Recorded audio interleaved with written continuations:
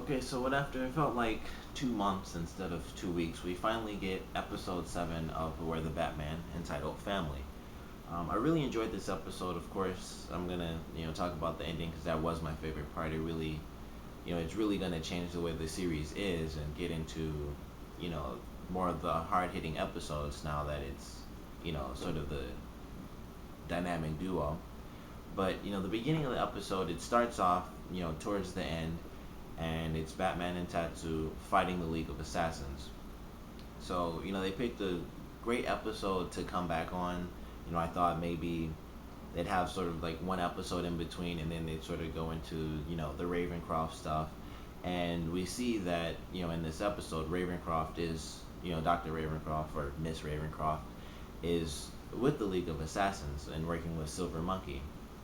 So it starts off, towards the end of the episode, Batman and Tatsu are fighting the League of Assassins, beating up some ninjas, and then, once I guess the smoke bomb part comes, it flashes back to 6 hours, and Bruce and Miss Ravencroft are, at a restaurant talking about the artist alley, or not the artist alley, I can't think of what it's called, or the artist club, I believe, and they're just talking about that, and getting a little bit closer, and obviously, she's trying to trick him to use him as leverage for the League of Assassins.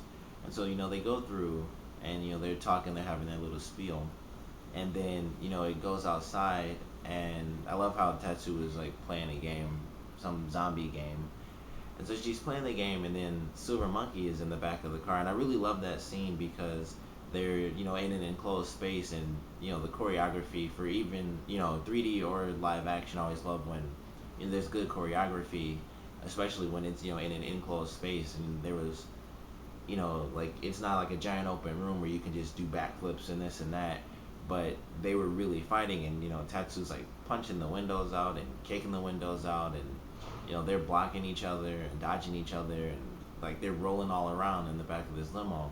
And it was really cool. I just like I really enjoyed that fight.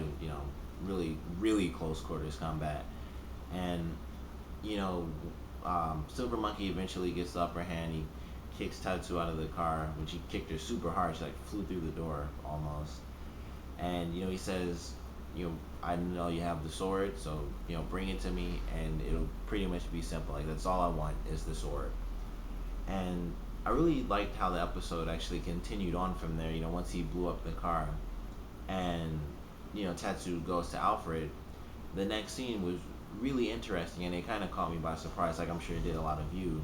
And that was when Alfred, revealed to Bruce that Tatsu used to be with the League of Assassins, and that's why the League of Assassins were coming after them and things like that. Or even though they were technically going after the Doctor in the one episode, obviously her having a connection puts them in danger. So them, Alfred telling Bruce that, and then Bruce saying, you're fired, and you should tender your resignation. It really caught me off guard, and it didn't like it seemed like he was so mad out of nowhere. But obviously we find out later on through the episode that it's actually the final test, just to sort of go through and test Tatsu for the last time before letting her into the Bat family.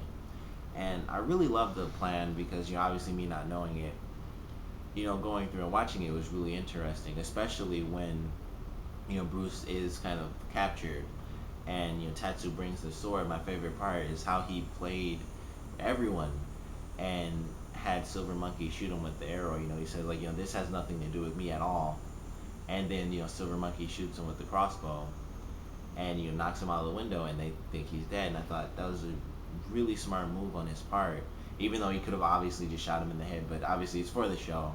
He shot him in the chest, and I think most people would do that with a bow. It would, I don't know, for some reason I feel like it's just a bit much. You're just gonna shoot somebody in the head with a crossbow, but he shoots him in the chest, and he gets knocked out of the window. And I thought it was a great part of his plan, because you could obviously tell he was kind of doing the playboy act where he smiled at everyone like this has nothing to do with me. I should just go. And so he gets shot and knocked out, and then Tatsu fights Silver Monkey. Well, she really just fights all the ninjas, and Alfred and Bruce. Alfred brings Bruce his clothes, so he goes back in as Batman. Of course, in the very last second, saves Tatsu, and so then they get to the end portion. They beat up some of the ninjas, but eventually they do get captured once the smoke bombs come in. And something that really caught me off guard was the fact that Silver Monkey was going to betray Lady Shiva. And once that came into play, it really changed. Once again, it really changes the dynamic of the show because obviously with the League of Assassins being in the series, they will come back a third time and probably a fourth and fifth time and even more than that because it's a pretty big part of Batman.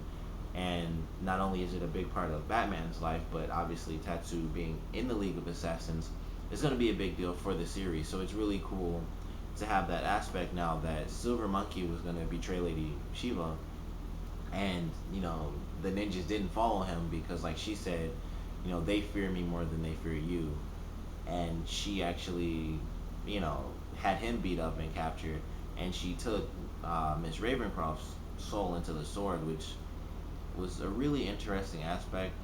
Like she said, she wasn't dead, but it's more than close enough, if you ask me. So it's curious that of all the things that Bruce had planned, he still couldn't do it exactly like he wanted to, and of course him being tied up with like the insanely tough ropes that kind of stopped him from saving Ravencroft.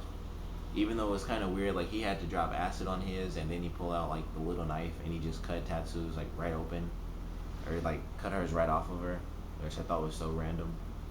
But I really like the line after he does that, and she says, like glove, like glove saws or something, and he was like acid capsules, but that's a good idea. So I think we're gonna get the like glove saws in later episodes, so that should be pretty interesting. Just to see him, like for them to have a callback to this episode. But the episode I thought was like really well done. Like I said, I love the inclusion of the League of Assassins. It was definitely a great episode to have. After the 2 week absence, it was great to have this as our comeback episode. It was League of Assassins, so we got Batman fighting ninjas again, tons of katanas all over the place, shurikens and arrows and smoke bombs. Silver Monkey, to me, if you play Fallout, I realized in this episode he sounds like a ghoul. If you don't know what a ghoul is from Fallout, just look up a video on YouTube. You'll see it, and then go back and listen to Silver Monkey. But he sounded just like a ghoul to me in this episode.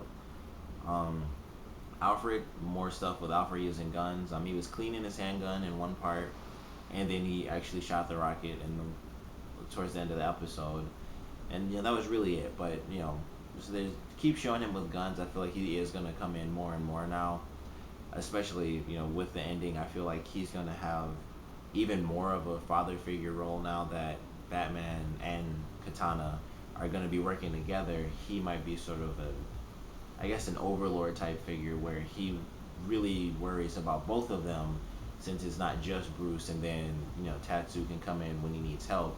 They're both going in full force, and now he's going to be the backup when you really think about it. So I'm curious to see how the dynamic really does play out in the end of, or throughout the rest of this season. But overall, I really enjoyed the episode. Um, like I said, love the ending. That was definitely my favorite part when he revealed it to her, and Alfred and Bruce, they're like, welcome to the family. So comment below, let me know what you thought of this episode. Of course, how do you think things are going to play out from now on? Like I said, the dynamic as far as Batman and Tatsu, or Katana, because that's what she'll be going as, they're going out now together full force, and then Alfred will be their backup. So how do you think that's really going to play out? And like I said, comment below and let me know what you thought of this episode. Good parts, bad parts. Not that there were really any bad parts as far as I'm concerned. But comment below, and thanks for watching.